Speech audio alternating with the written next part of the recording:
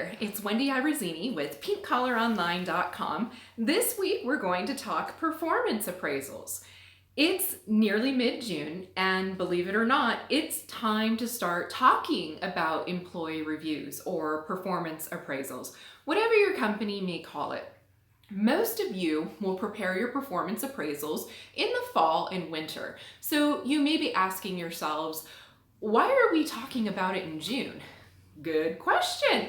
First, preparing your accomplishments for the first half of the year will save you time in the fall when you actually have to write your review.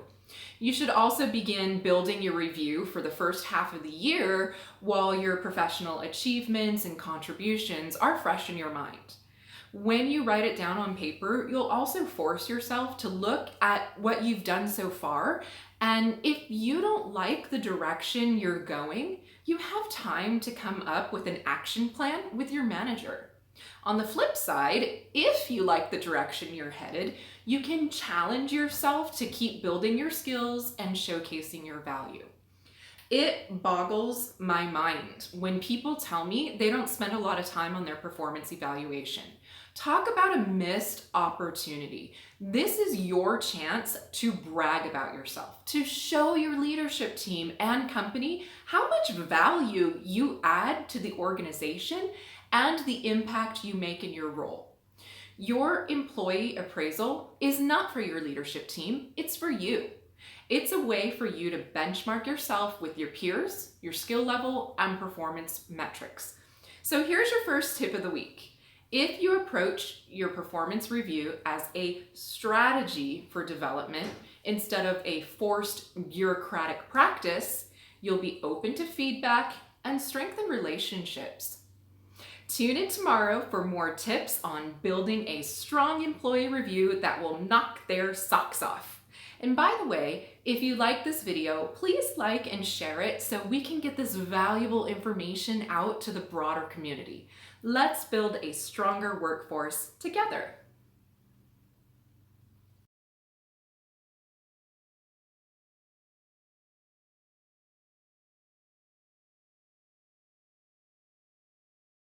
Welcome to day 2 of Employee Performance Evaluation Week. Today, we're going to discuss the things that you should include in your performance evaluation. I often get asked, well, what's important to include in my performance evaluation? It's a great question. I love that question, but it's obviously going to depend on several factors, including the goals and metrics that were set for you by your leadership team, your job role, and the company's cultural values.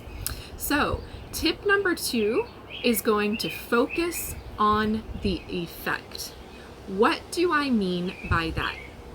You want to highlight your key accomplishments, but I want you to focus on the effect or the end result. So for example, ask yourself questions like, how did you play a key role in the success of that project? How did you improve the relationship between you and your customers? How did your job performance increase efficiency or lower costs? Anyone can say, I was on the project team that did XYZ, but only you can say, as the member of the XYZ project team, I played a key role in reducing overhead costs by 19% and increased customer satisfaction as evidenced by the 76% approval rate increase. Okay, that sounds like a really cool statistic. Oh, but we're not done though.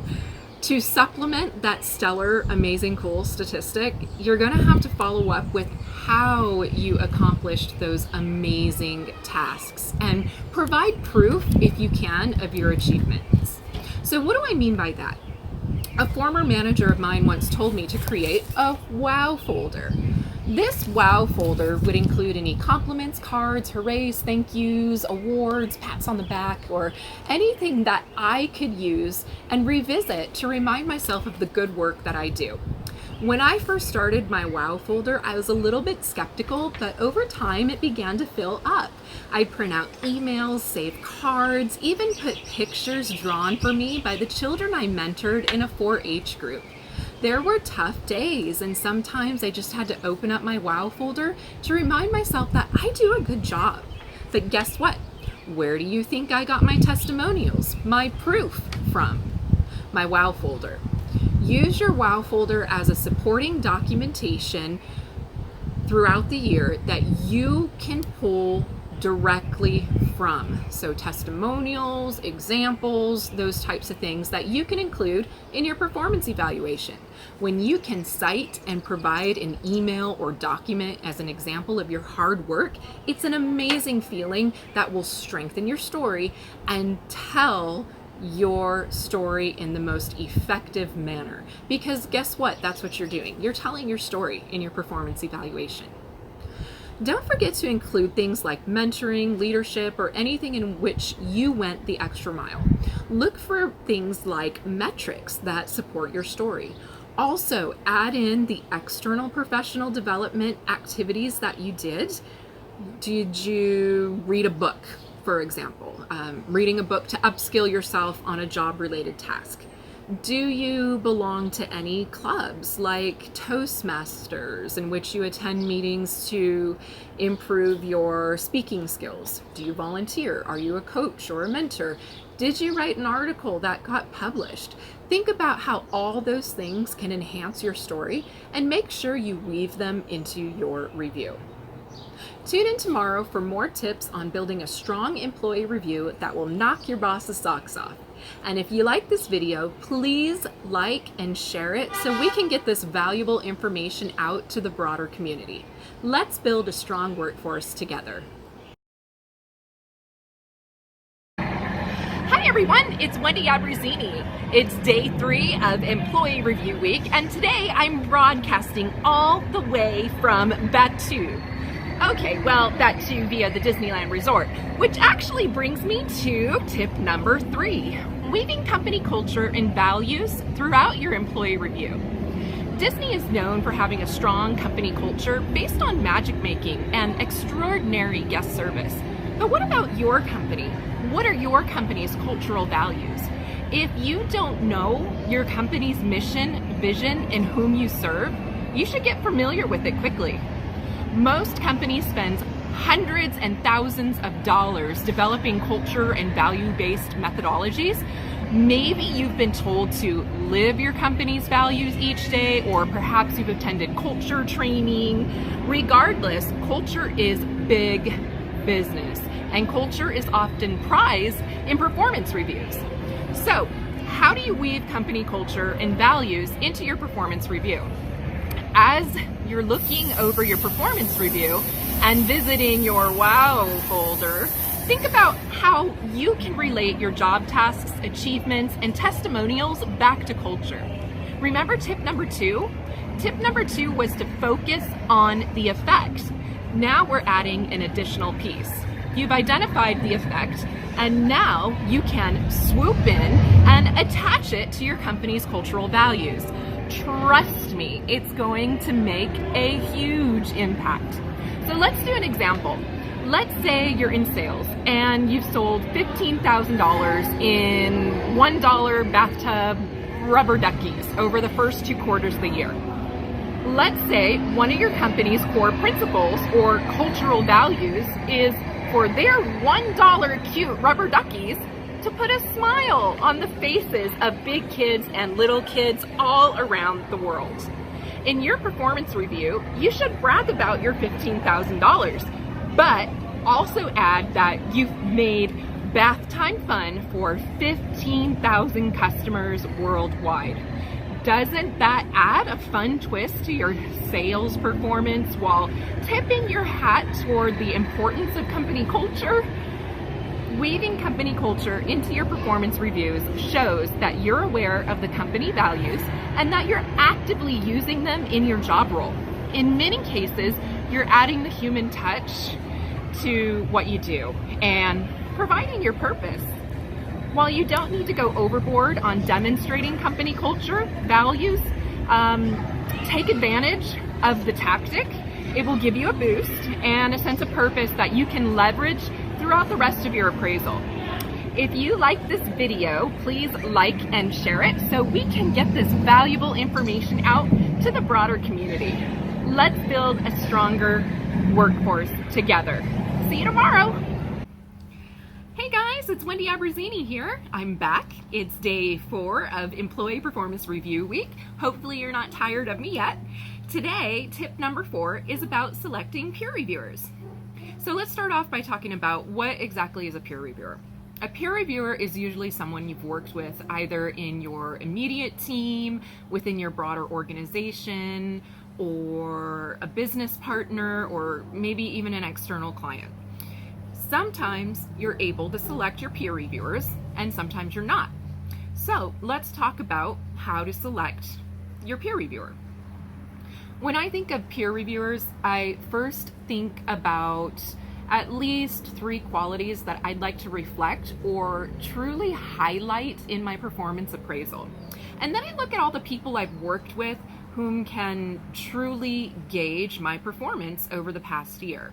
And out of those people, I look at which individuals might give an accurate account of my 3 identified qualities and potentially relate my performance back to my company values. Now, a word of caution here. Selecting your workplace BFF, who will obviously write you a stellar review, won't always give you an accurate slice of your work performance. Make sure you can comfortably explain why you chose a person to be your peer reviewer, just in case you're asked. You want to make sure your choices provide a variety of feedback to your leadership team, whether the good, the bad, or the ugly. Now, the question I always get asked is, what if I can't select my peer reviewers? What if my boss does it for me? Great question.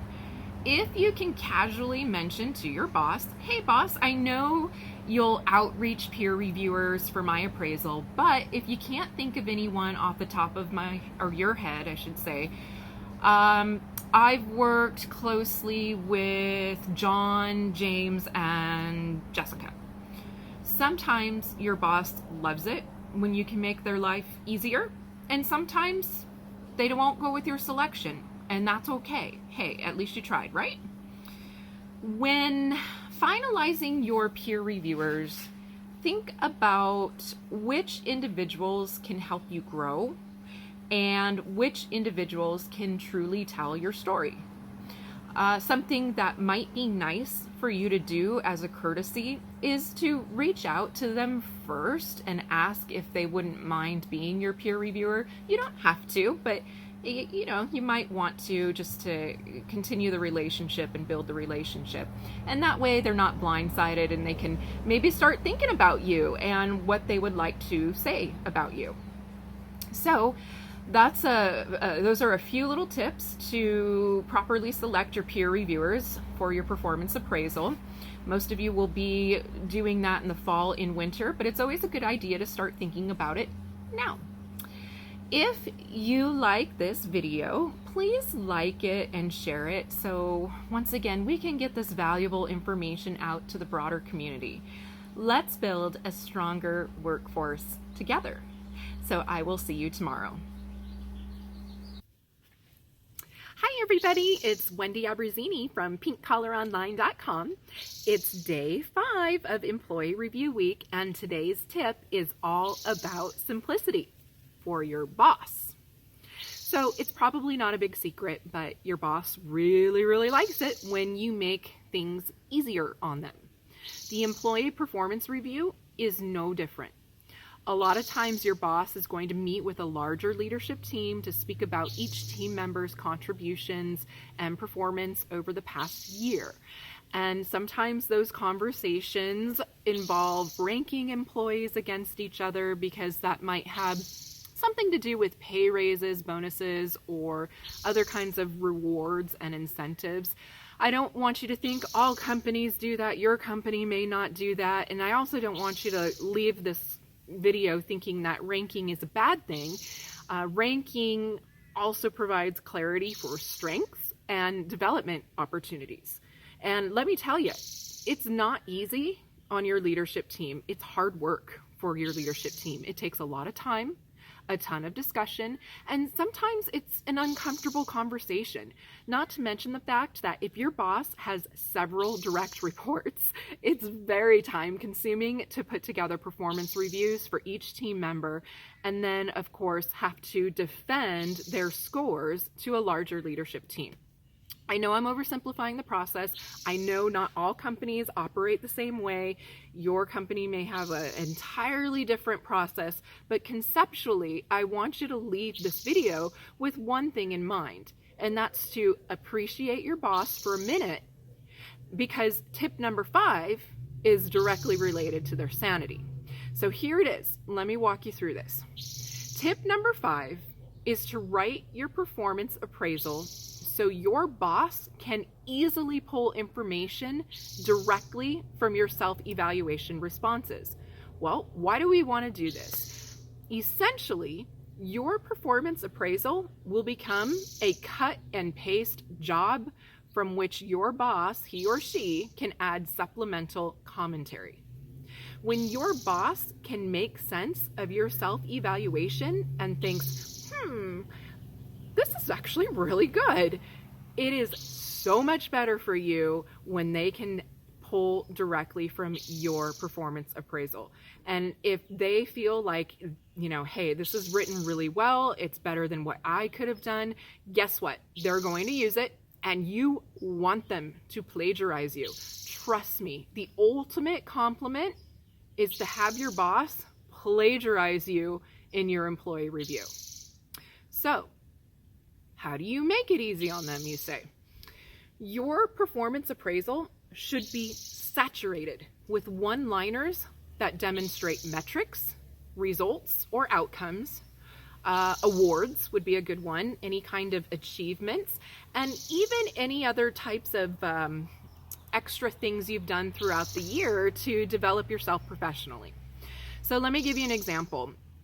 If you remember in tip number 4, I mentioned the scenario about the $15,000 sales in bathtub rubber duckies. So let me revisit that for just a minute. Let's say if that was my performance appraisal, I would write a one-liner that sounds something like, in quarter 1 and quarter 2, I made bath time fun for 15,000 customers worldwide. But in quarter 3, I increased my sales an additional $25,000, which is a 40% increase in more playtime. Providing your boss with those metrics, with report results, with testimonials, all of that kind of good stuff that you're going to keep in your wow folder will make it so much easier on their end to define your performance and make you shine when it counts. So at the end of the day, you want to make your case a good case. So with that, we'll talk about tip number 6 tomorrow. And if you like this video, please like it and share it so we can get this valuable information out to the broader community. Let's build a stronger workforce together. Hi everybody, it's Wendy Abruzzini from pinkcollaronline.com. We're on day 6 of Employee Review Week, and today we're going to focus on completing the professional development portion of your performance appraisal. Today's tip is to dedicate time to defining your development plan for the next year. It hurts my heart when I hear that people don't spend time defining their professional development goals for the upcoming year, because this is your chance to tell your leadership team how you want your development plan to go. If you don't ask, you don't get. And this way, you can develop and agree upon an action plan. I can't promise your action plan will have a follow-through. It may depend on the dynamic of your leadership team. However, something you need to realize is that you are accountable for your development, not your leadership team, you. Your leadership team is hopefully there to support you, but to tell the truth, You can't leave your professional development in the hands of someone else, ever. You will never, ever, ever advance your career in the way you want if you give the power to someone else to develop you. I always get told, hey, Wendy, well, that's all great and everything, but my leadership team doesn't make the effort for me and they don't hear or support my development. So what do I do? Okay, once again, don't give someone else the power or control of your career. You may have to be proactive and develop yourself, but guess what? Once you do that, you can take your talents elsewhere. See how that works, guys? But if you are in the situation where you can communicate your development opportunities to your leadership team, please take it. Take advantage of it. Another thing I get asked is, well, there's not a place for me to put my professional development plan on my employee appraisal. Hey, that happens. I get it. I've been there. You have one of three options. Number one, you can weave it into your performance appraisal anyway. Get creative. Number two, you can make it a part of your discussion with your leadership team during your performance appraisal meeting. Or option number three is to do nothing.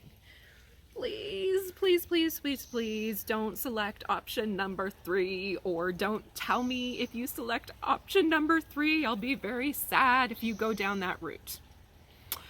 All right, my friends. So that was tip 6 for today. Tomorrow is our last day for Employee Review Week, so make sure that you tune in. And like always, if you like this video, please like and share it so we can get this valuable information out to the broader community. Let's build a stronger workforce together. I'll see you tomorrow.